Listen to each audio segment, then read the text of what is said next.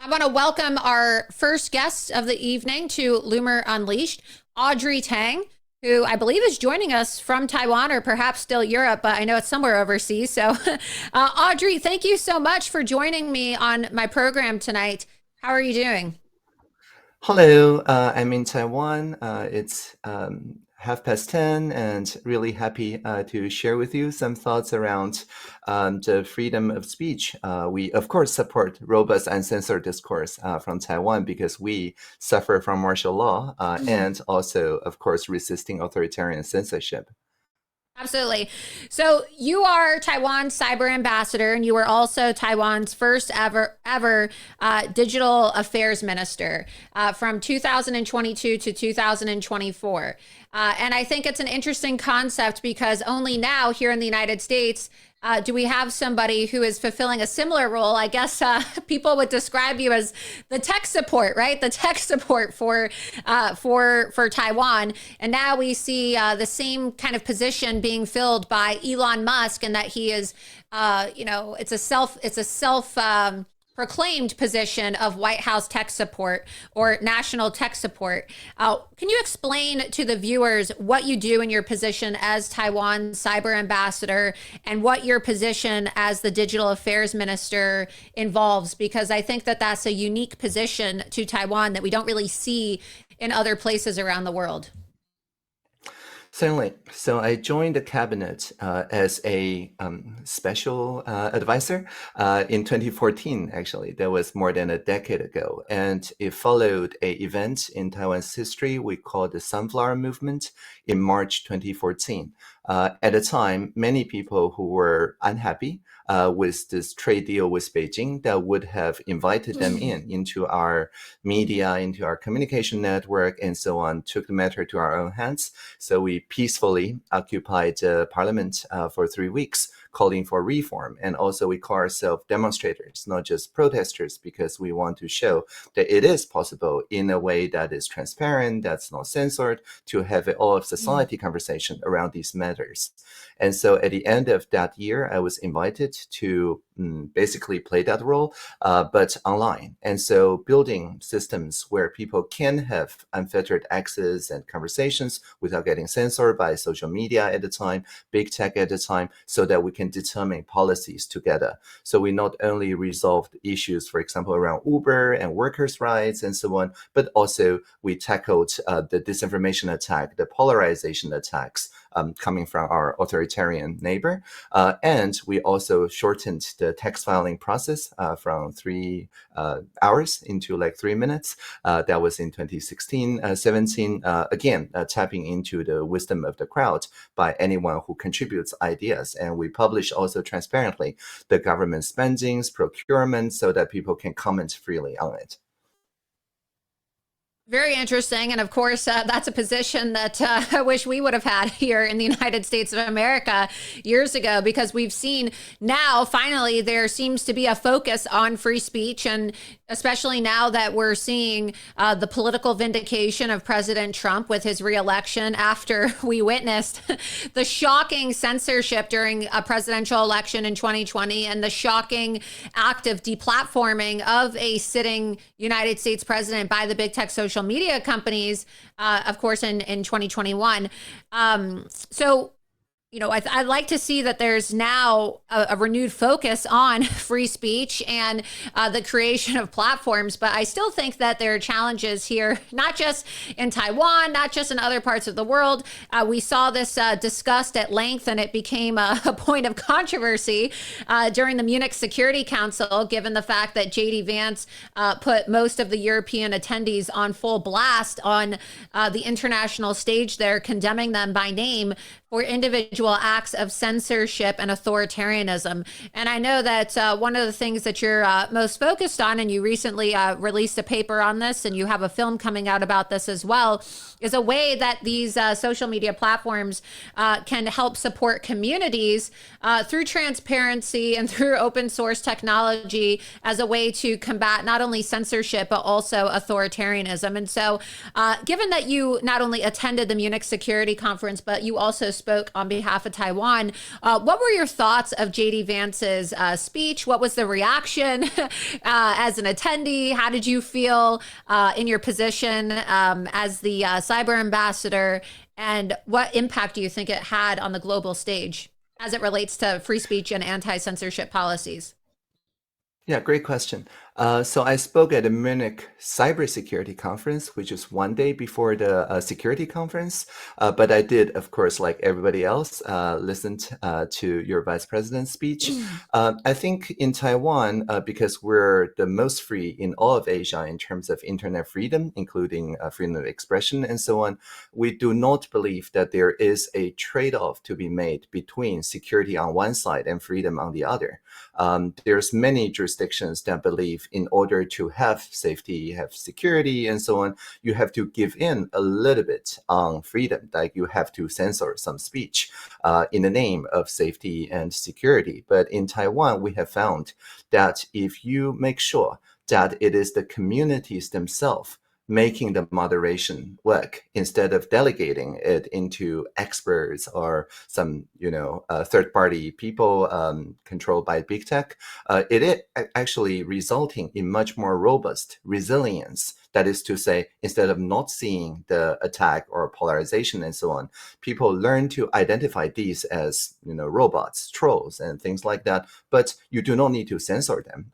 People can have a shared understanding of what is actually going on and then contribute really ideas and creative solutions, turning the conflicts not into, fires to be put out, but rather co-creative sources of energy. Right. And so that is our position and the position that I share in the cybersecurity conference. And so to your other question about the role social media plays today.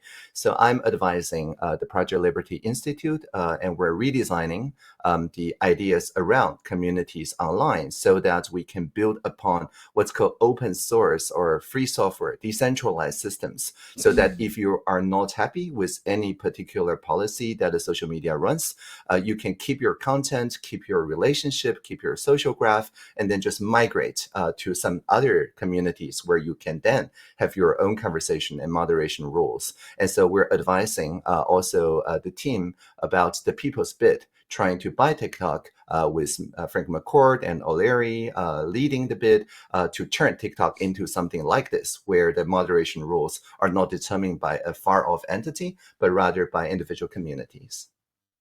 So how would your system differ from a system like Facebook's fact checkers or what now is described as the X community note system?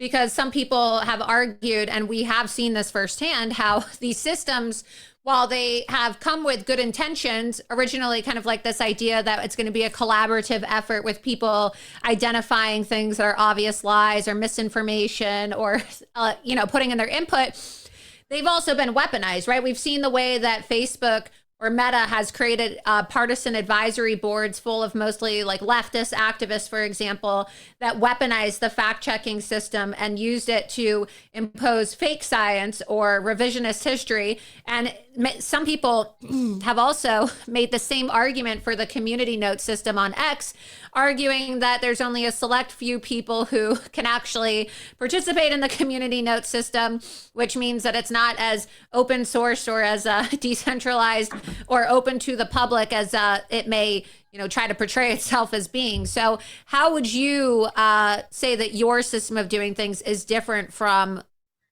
Meta's fact checkers or Facebook's community note or X's community notes, excuse me? Yeah, in two very important ways. One is that we're replacing top-down decisions with a community-based bottom-up approach. And so instead of a secret panels where you really do not know who they are, deciding who to silence, the idea is that each community can decide what content they value. And so this is the first thing. It's basically decentralizing the decision-making, not just the technical apparatus. And the second thing is that it is based on more speech instead of less speech. The idea of our system is that you simply see more labels, like what ideas are gaining common ground in your communities and what ideas remain divisive, but how it is debated. But these labels are not taking anything down. You're simply given more context about who supports it and why. And so that is the opposite of censorship. We're not taking anything down. We're adding in valuable context. And so, given what you just said, how was your own reaction to J.D. Vance's speech? Did you find yourself agreeing with most of what he said, or did you find yourself disagreeing with elements of it, or do you agree that we've seen like a degradation and kind of an assault on free speech and freedom of expression in Europe?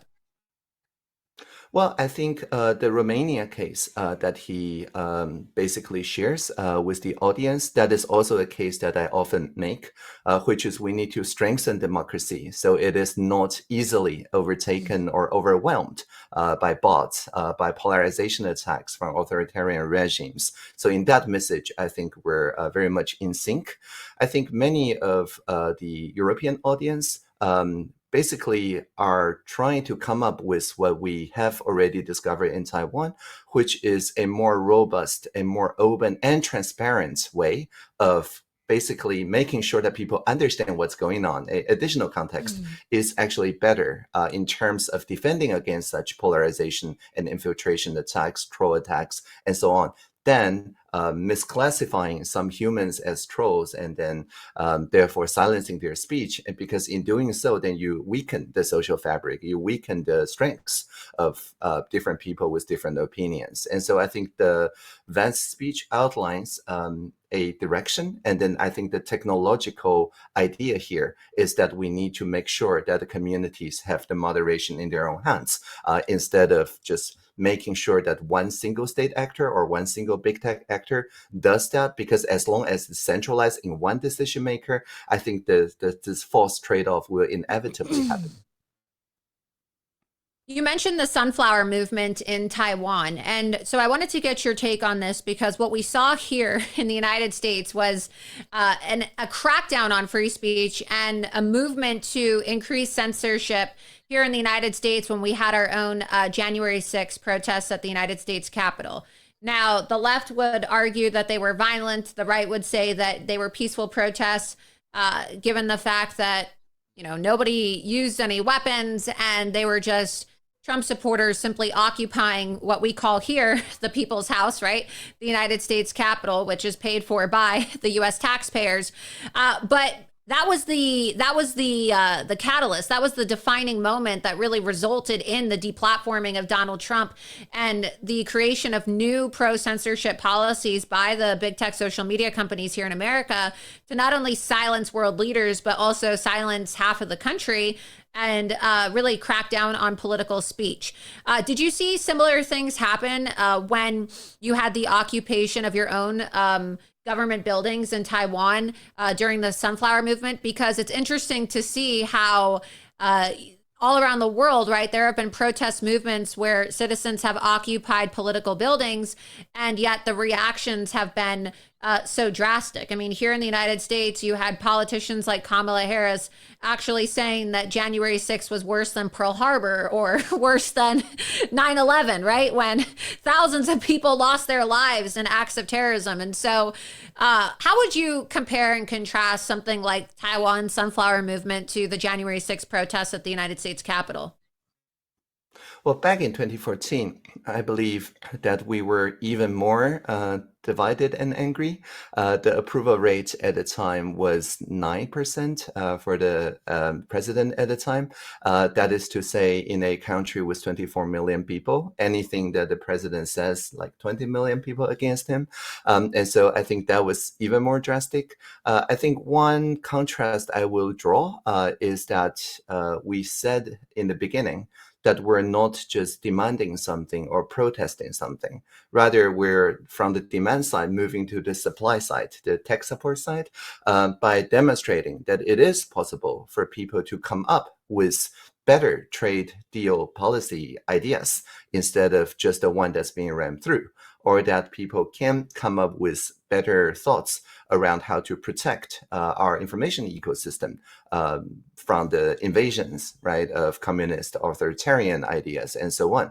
And so by very quickly positioning ourselves into demonstrators, not just protesters. I think that is how the energy has been different and resulted in Sunflower being one of the very rare Occupy that resulted in the Speaker of the Parliament basically said, okay, the people's idea do have a point, let's accept their ideas. And so that was the Occupy that converged instead of diverged over time.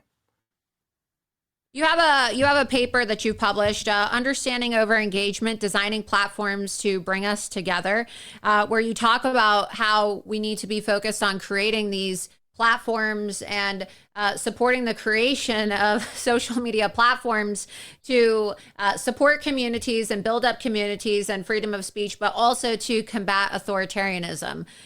Do you feel that now more than ever, or perhaps, we're seeing a decrease in authoritarianism, but is it your opinion that with the rise of technology, we're seeing an increased threat of global authoritarianism or a decreased threat of global authoritarianism? Yeah, I think for authoritarians, their main idea really is to spread this freedom only leads to chaos, freedom only leads to infighting, freedom never leads to something that delivers. That meta-narrative really is their justification for locking down and shutting down and taking down stuff, right? So to combat that, what we need is to build a resilient society that, for example, if you subscribe to content that supports traditional values and you see a post that's labeled like it's a shared ground among Christian conservatives and so on, and then you see some very trollish attacks from maybe a libertarian angle and so on. And so that's when the sowing of discord happens in those polarization attacks. So nowadays, the tactics from authoritarians is no longer taking down things, but rather populating it with even more message that creates this false sense of consensus, like, oh, there's so much infighting and chaos. But with our system, you can see a very clear label that this is a sure ground. And Right. there's also different perspectives among libertarians and so on. Yeah, and I would agree with that, because what we're seeing now is echo chambers. And even though I would say that X has, I've been censored on Twitter 1.0, and I've also been censored on Twitter 2.0. So I've been censored by Jack Dorsey and I've been censored by Elon Musk. But one thing that you said in your paper that I found to be really interesting is you said, with a deeply polarizing U.S. election fresh in mind, the need to redesign platforms that bridge divides has never been more urgent. In a paper we've just released, we offer a solution based on one that has already played a pivotal role in addressing similar problems in Taiwan and on X. And you're right. What's happened now is that even though I would say there's more free speech on Twitter 2.0 than we saw on Twitter 1.0, you have echo chambers where you have people on the left, because of the polarizing election and because Elon Musk gave $270 million to support the presidential election in support of Donald Trump. They're now all flocking to Blue Sky, where if you're a conservative like I am and you're, going on Blue Sky, you're barely going to have an audience, because, it seems like social media now has divided itself into these echo chambers. X, of course, I think picked up a lot of support, especially in the aftermath of Meta censoring so many people during the election. But now you're seeing this rebrand effort, whether it's genuine or not, by Mark Zuckerberg to try to rebrand Meta. But you talk about how, what if instead, this is another quote from your paper, instead of amplifying posts that spread misinformation or fuel outrage and division, social media platforms empower their users to promote content that they value and that brings their communities together? What if instead of leaving content moderation to censorial governments or the political whims of tech billionaires, platforms allowed users to provide context that fosters understanding and strengthens their communities? It's an interesting concept, because we have seen this accusation from the left. They'll say things like, oh, Elon Musk simply amplifies content that's like fuel outrage or rage bait for the conservative movement. But then you'll see people say the opposite, right? If you're on they said the same thing about Mark Zuckerberg and Facebook when Facebook was largely controlled by leftists. And so do you find that if we were to have this content moderation system where it was not up to tech billionaires or governments to decide what terms of service should be, like we're seeing with the European Union now in their attacks on free speech and the way that they're trying to create this, I guess you would say, like a European Union standard for how content should be moderated, I feel like we would have more peaceful discourse online, and there would probably be less social animus and less hostility and less political divisions if people felt like neither political ideology was being over amplified. What's your opinion of this? Because I think that we've all found ourselves on both sides of the aisle. Certainly, like pre-Twitter 2.0, I found myself accusing big tech social media companies of being more left-leaning. And even now, right, I find myself criticizing and often questioning the amount of power and influence that tech billionaires have, because I still find myself censored even though Trump is president. Yeah, and I have just registered on Truth Social. My first post was reposting you. And I do feel that it has a much more of a community spirit where users do feel they have more control and less likely actually to abandon the platform when they don't feel that the decision making and sensorial decisions and so on are managed by one person or a few persons, right? So I think that fosters genuine community conversations. And so I think the main technical question we're facing is whether this individual platforms such as True Social, which is, by the way, free software, open source, and Blue Sky, also free software, open source, whether it is possible to build relevant bridges so that it is not just the community nodes, which already happens after something that is very polarizing, very angry, went viral, right? So how about community posts, not just community notes, and that you can post on your own communities on either True Social, Blue Sky, or other open source communities, but then you then also have this additional label that does show that it is a common ground across all those different smaller platforms. And that, I think, will give the people much more control and much more understanding of each other beyond the models that is prototyped by Meta or X at this point. So what is the best way to do that? Because I know you've talked about this idea, right?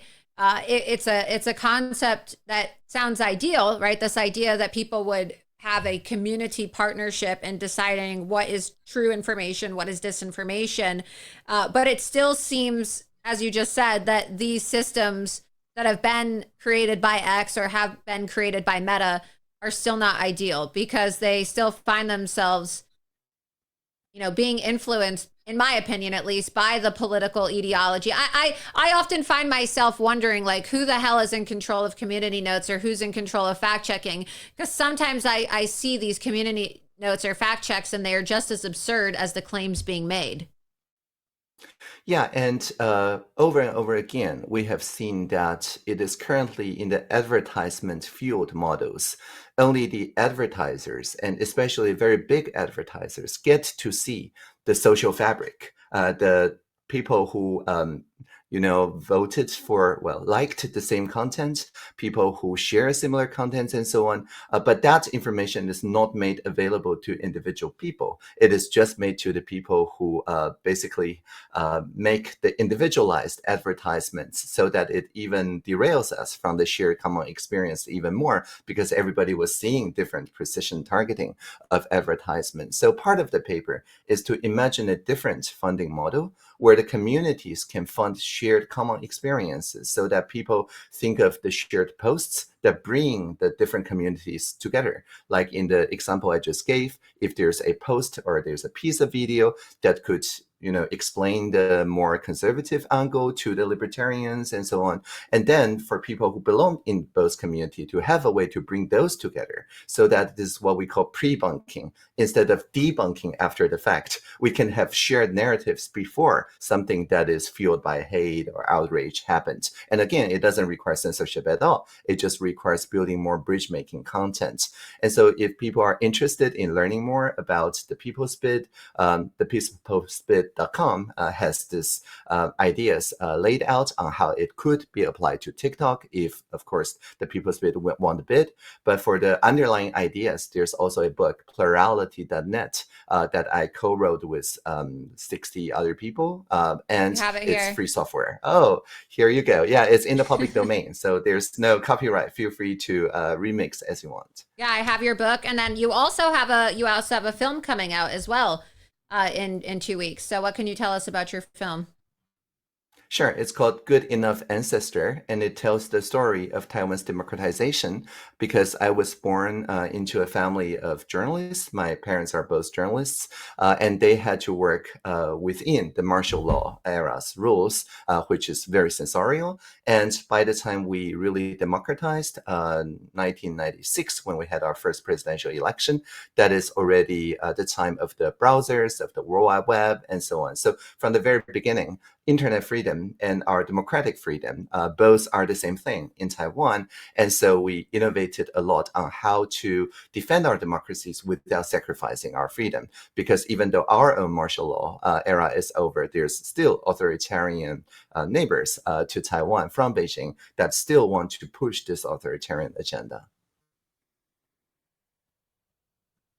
Enough ancestors. So we're just getting that loaded up momentarily, and we'll play it. Here's another quote from your paper. You said, instead of removing or shadow banning controversial content, platforms should empower participants to help offer meaningful context. This could include clearly showing which communities embrace certain views or watch certain videos and labeling content as shared ground when it reflects widely accepted perspectives or different perspectives when it's more controversial. And so how would you or I guess I should say, where would you draw the line? Because here in America, right, you have people that argue that certain content is hate speech, even though there's no such thing as hate speech because there's no hate speech exemption as it relates to the First Amendment of the United States Constitution. And so it's very subjective, and it's become very political and partisan in nature because you have people who now have a distorted understanding of what the First Amendment means and the grounds of the First Amendment. And there is this widely held view that there is such thing as hate speech, even though, according to the United States Supreme Court, there's no such thing as hate speech. Now, the First Amendment does not protect incitement to violence or terroristic threats, but where would you draw the line as it relates to this system of creating shared ground policies for content moderation? Would you allow for things like, for example, things that would automatically get you banned on social media, like child porn, or things like terroristic threats or support for groups like ISIS? Would this system allow for things like that to exist, but with extreme social pressure so that the moderation would signal to society that this content is wrong or it's shameful or something that should not be tolerated? Or would this system, given the fact that you're aiming for total decentralization, would it completely ban or silence content like that? Yeah, so I was also in Paris for the AI Action Summit, where we launched the Roost, the robust open online safety tools. And part of the Roost idea is that the defense against these attacks that are clearly unlawful should be open source and decentralized as well. So, for example, the child sexual abuse material that you mentioned is illegal to host. Right, so this is not a matter of lawful or awful speech.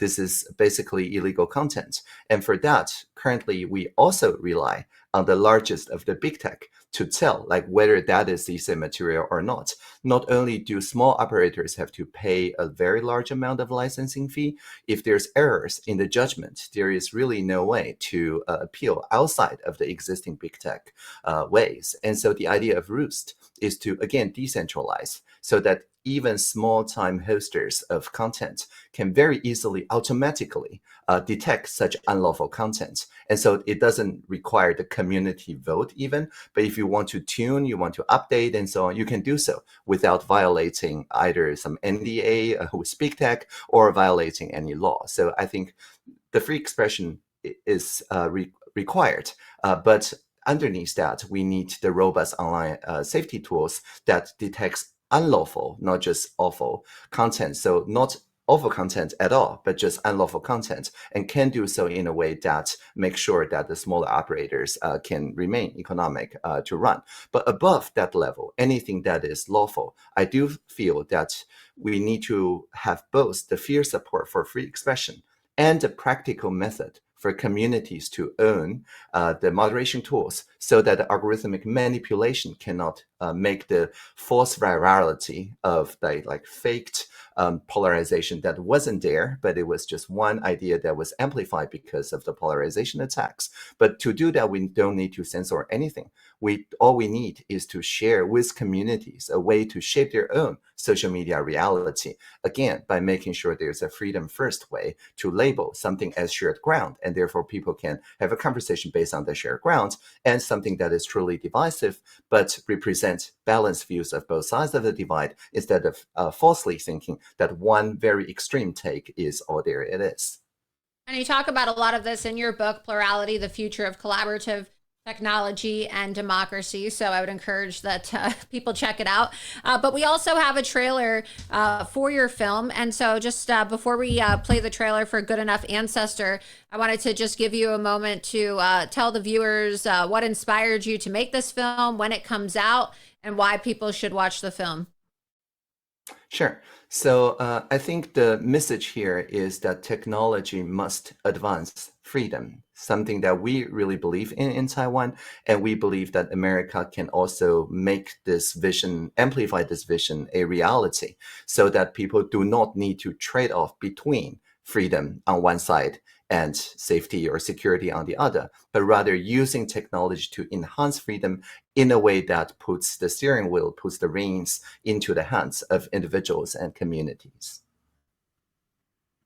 Let me go ahead and play the trailer for the film. Across the world, democracy is on a decline. Authoritarianism is on the rise. Global freedom has eroded for the 18th consecutive year.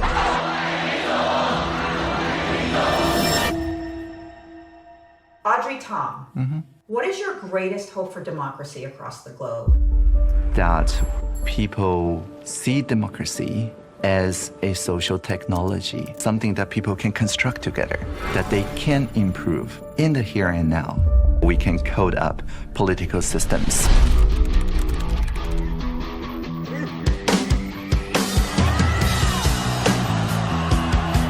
The Sunflower Movement was a real turning point for Taiwan's democracy. When the Sunflower Movement happened, I said to my colleague, I have to leave now. Democracy needs me.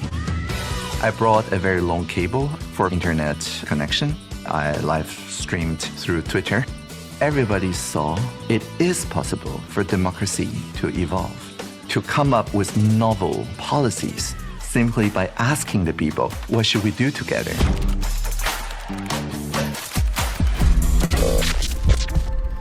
I was born with a heart defect, and one day I just fainted. I woke up in a hospital, and they told me the hole in my heart has grown. I could die. This awareness that everything can be reset tomorrow reminds me of Taiwanese democracy.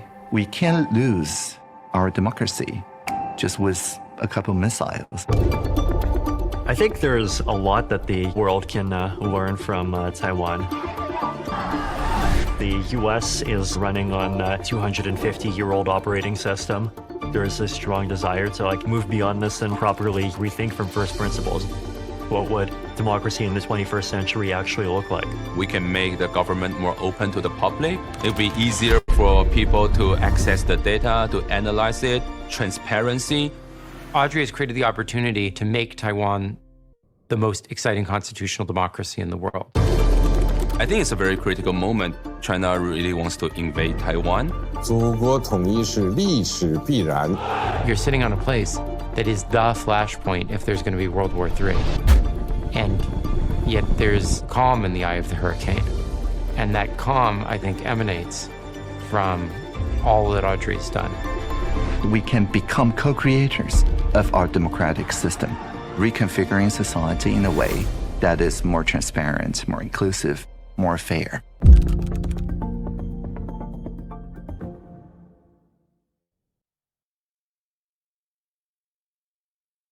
Very nice trailer there. When is the official release date for people who want to watch it, and when can people watch it?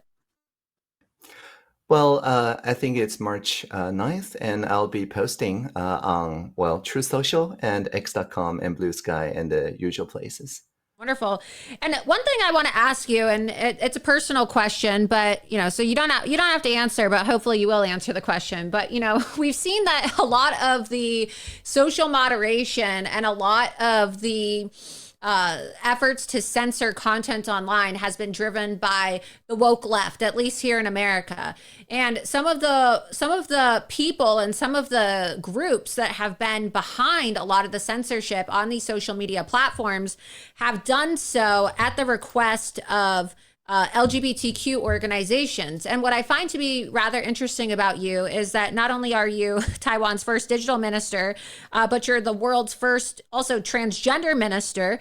And so given the fact that, so many people in the LGBT community have pushed for censorship in terms of like advocating for censorship of language or content that they think is disrespectful to the trans movement or the, LGBTQ movement, what kind of attacks have you received personally from individuals in that community who maybe have accused you of, like fostering a community of hate simply because you are, it seems to be, pushing for true free speech absolutism, which also means allowing for people to say things that may be offensive to you? Well, I mean, I was born with the condition of very low testosterone. So it is true that I am somewhat between naturally, but I've never let that bother me. So my pronouns are whatever. If people use any pronouns, I mean, in Taiwan, we say ta, ta, ta, doesn't really matter. And so in my mind, there really is no such forced language changes that is needed for addressing me. So my pronouns are officially whatever. Now, to your more serious question, I do think the absolute freedom of speech and mutual respect can coexist. The main problem was that in the broadcast-based social media, only the most viral ideas or the viral takes gets viral.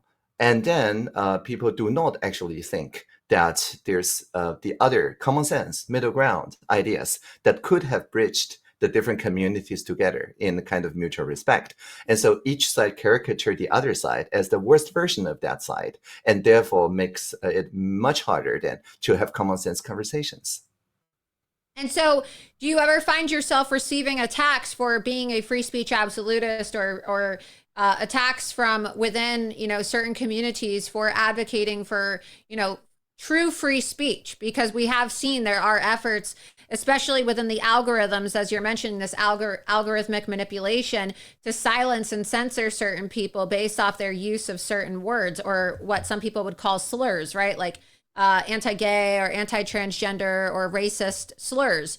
And so what kind of challenges have you faced personally from people in the free speech or technology community for your perseverance and also your dedication to having true free speech? Because we see a lot of people out there like to claim that they are for free speech, but there's always a caveat, right? Like people sometimes censor whether you offend them. Like we're told that X is truly a free speech platform, but many people found themselves being censored by Elon Musk because they simply got in a heated argument with him about H-1B visas or had a disagreement with him. And so while there's claims and accusations and statements made by a lot of people that they truly are 100% pro free speech, we always see that there's a little disclaimer there. So I just wondered if you've been attacked personally for promoting free speech absolutism and total decentralization and this approach to, shared ground moderation, given, your own personal background. Yeah, and like as we speak, I think there's a very robust conversation going on in the Rumble chat room, which I'm reading, and I think it's really good that we then have ways to directly address people's questions, right? Oh yeah, we can go to the chat too. Let's go to the chat and we can. Audrey loves questions. Yes, people are commenting, for example, that. Like my pronouns are whatever, so they find it interesting. There's people who ask my support for safe spaces for women. Of course, I've always supported that. And so I think it is quite important that we have this direct conversation, because only direct conversations can build true bridges. If people only read like one snapshot, one clip from the other, then those awful but lawful speeches may look like representing entire communities, but there's no real dialogue. So my answer to your direct question is that I do believe free speech is not just a speech to broadcast. It is also about broad listening. It is also about the freedom to listen across differences and then respond in real time. And if we have that freedom, then it's much harder to caricature the other side. And then it's basically easier then to resolve some of the tensions and some of the, people's ideologies who then ask them to, draw intolerant conclusions and so on. So I think the fact that we have the chat here is a proof that absolute free speech and real-time response actually works better when we want to communicate around such things.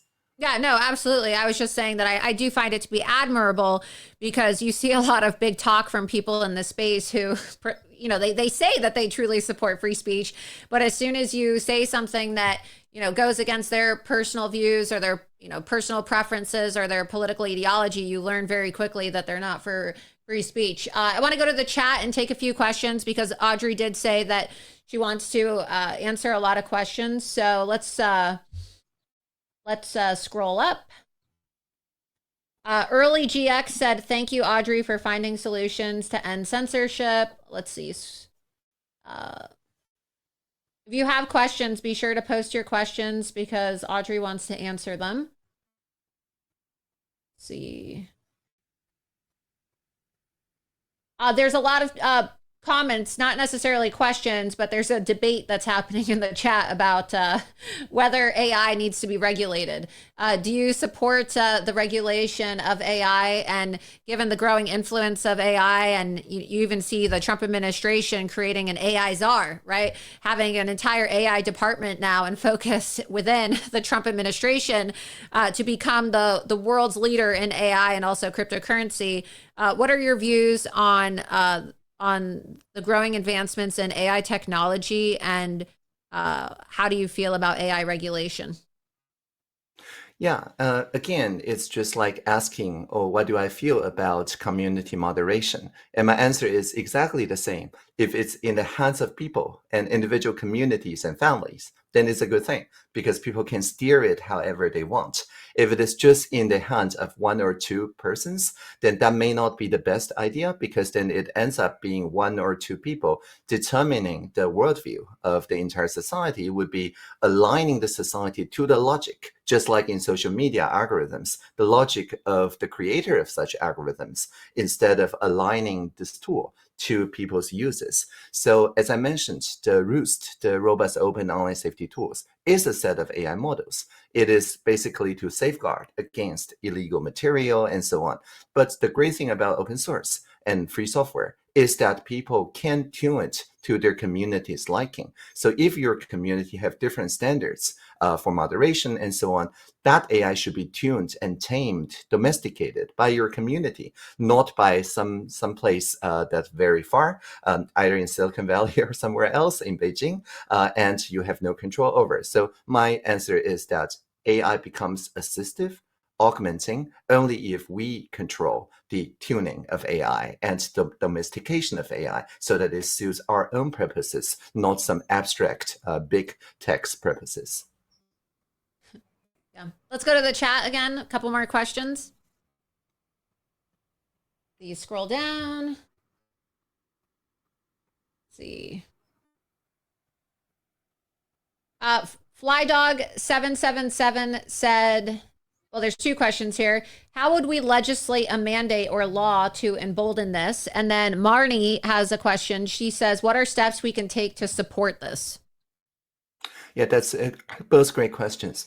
So in Taiwan, for example, we sent 200,000 SMS text messages from the official number 111 to ask random Taiwanese citizens what to do about the trolls, the deepfakes, the attack on information integrity online. And people share their ideas. And then we basically asked people to volunteer like a jury. So 450 people randomly selected, representing statistically Taiwan, came up on these online conversations in rooms of 10 people each. 45 rooms had this conversation. And people definitely said, for example, that you should not be able to use money to buy this trollish influence that impersonates celebrities and get the celebrities to put words in their mouths that they have never said and so on. Those deepfake ads need to go. But we need to do that without censoring anyone. So how do we do that? So the people's idea is that if it is, for example, Audrey Tang's advertisement selling you something, then it needs to secure a digital signature from Audrey Tang saying that I endorse this message. That's it. So if Facebook, for example, does not secure my signature and somebody gets scammed out of $2 million, then starting this year, Facebook in Taiwan is liable for that $2 million.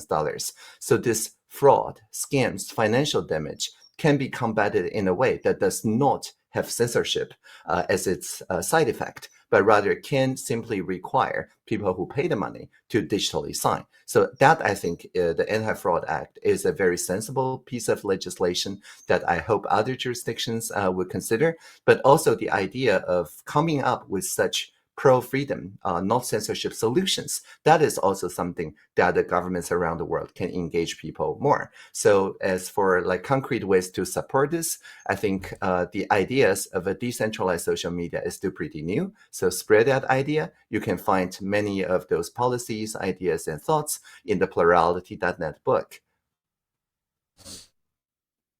And so the concept then of a digital signature, that would only then apply to advertisements to prevent scams. But how would you then go about, I mean, that doesn't necessarily address like what some people would call trolls, because a lot of like memes could be considered trollish. And so how do you go about that without censoring? Because some people would say that a meme is a troll, and then some people would say that a troll is a meme. Do you understand what I'm saying? Yeah. Like it's all about your interpretation, or I guess like if you're on the receiving end of the meme or you're just an observer, because some people would say that like actual commentary or satire or real memes, artistic expression could be trolls, but then others would see it differently. Yeah, and so to go back to the Romania example that your vice president brought up in Munich, I think what happened there is not a simple meme, but rather some way for one person to control thousands of accounts, and as if there's like thousands of different people having different political views and so on, and then just trolling together. And so I think the idea here is not to censor ever on content, but rather on the actor. So if there's a foreign actor basically pretending to be 5,000 American people, that should be detected as soon as possible. And you can do it in a way that does not compromise privacy at all. In Taiwan, we have this idea of decentralized wallet, and it's an infrastructure that allow people to digitally sign, but without revealing any personal details. So I can sign saying that I'm a Taiwanese resident, or even that I'm a resident of Taipei City, if it's a discussion about the city budget, but it does not reveal my name, where I live, my social security number, or really anything else. So this idea of selective disclosure to let people prove that it is just one person behind it, to make it impossible for a foreign actor to control 5 million accounts, I think that is also the sort of infrastructure that we need to support together. So how would I guess if you could provide an answer then to the question that was asked is how would people go about legislating this? Because our system here is a bit different. And of course you have, Congress, and you have lawmakers, and they have to draft up a bill, and they have to get support, and they have to take a vote for this bill on the floor of the House, and then get approval in the Senate. And then of course the bill goes to the desk of the president. So how, given our system here in the United States of America, do you foresee citizens going about getting something like this legislated? Well, first of all, I think if something is shown to be technically possible and even preferred, then people will then put the pressure on the legislators to make it happen. And so one idea that I have is to make them interoperable like the Type-C connectors. So I think one of the good things that the European Union did is to basically say that you must use the same standard for connectors without saying that which company makes the connectors. And so they have this Type-C idea that we're all benefiting from. So we're not, compelled to buy like 5 sorts of micro USB Lightning or whatever chargers. So imagine the same, but for social media. So that instead of Meta or X basically hoarding all the content, if you want to view such content on True Social or on Blue Sky or some other smaller experiences, then you can freely do so.